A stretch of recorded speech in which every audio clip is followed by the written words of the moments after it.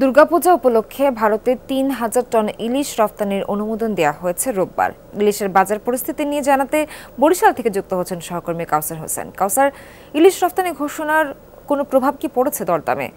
মাছের যোগান কেমন দেখছেন বাজারে, জানাবেন। নতুন লাক্স, যাতে আছে ভিটামিন সি ও ই, আমাকে দেয় দাগহীন উজ্জ্বলতা।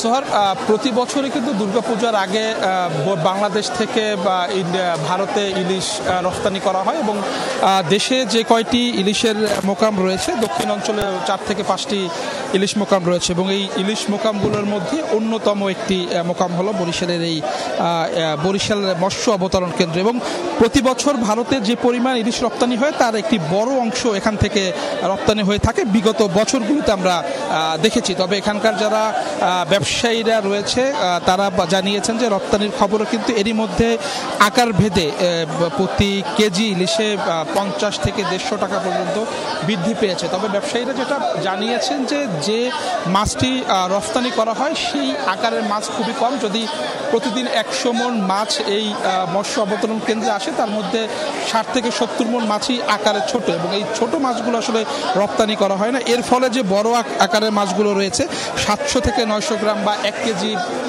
ওজনের বা 1200 গ্রাম ওজনের যে মাছগুলো রয়েছে সেই মাছগুলোর দাম বাড়ছে। এবং আজকের বাজার যদি বলি, সেখানে 1200 গ্রাম ওজনের প্রতি কেজি ইলিশ বিক্রি হচ্ছে 2000 টাকা এবং 1 কেজি ওজনের যে মাছ রয়েছে সেটি বিক্রি হচ্ছে 1700 থেকে 1800 টাকা এবং যেটি এলসি মাছ রয়েছে, যেটি 700 থেকে 900 গ্রাম ওজনের ইলিশ, সেটি বিক্রি হচ্ছে 1500 থেকে 1550 টাকা।